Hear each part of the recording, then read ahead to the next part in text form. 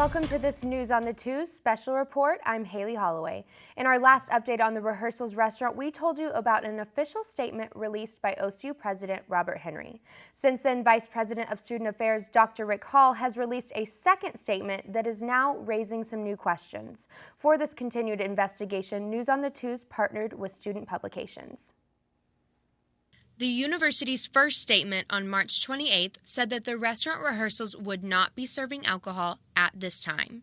6 days later, OCU officials issued this statement, saying that Sodexo did make the university aware as part of its business plan that it would be serving alcohol, and that Stars Cash will not be allowed for the purchase of wine or beer in the restaurant. Because the first statement said Sodexo offered to at least temporarily not sell beer and wine, but the second statement implied that it might, the question remains, will Rehearsals be selling alcohol or not? We asked both Dr. Hall and Sodexo's Kelly Keegan that question specifically, and neither gave us a direct response. In an interview with Student Publications, Keegan said repeatedly, "We are planning to be a competitive restaurant within the Uptown 23rd District."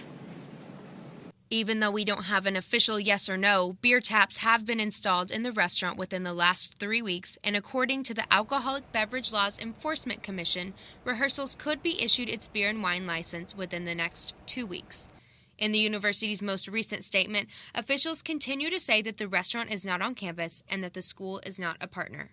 We requested a copy of the lease agreement in order to clarify the nature of the business arrangement between the restaurant and the university, but both of our requests were denied. If the lease agreement does include alcohol service in the restaurant, it could be in violation of several parts of the United Methodist Book of Discipline. It says that all agencies, including educational institutions, when it comes to investing money, shall endeavor to avoid investments that appear likely, directly or indirectly, to support alcoholic beverages. The reason the discipline applies to the university is because of a trust clause between the United Methodist Church and OCU. In a previous interview, Bishop Hayes told us, "Literally, these institutions hold in trust the welfare of the United Methodist Church as it concerns the educational arena, the educational community. They actually are our representatives in that arena." OCU receives more money in apportionment from the Oklahoma United Methodist Church than any other United Methodist institution in the nation. According to Board of Trustees member Reverend Brian Bakeman, between the foundation and us, we give over $1.2 million a year. And it's an important source of revenue for the university, obviously. And we take our role very seriously, representing the church on campus.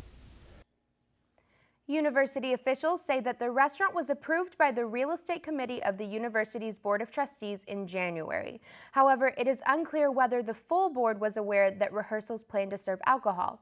Our requests for the minutes of that meeting were denied because they have not yet been approved. When we have more information, we will update you, but in the meantime, you can go to the campus newspaper or mediaocu.com. I'm Hailey Holloway in partnership with Student Publications. This has been a News on the Twos special report.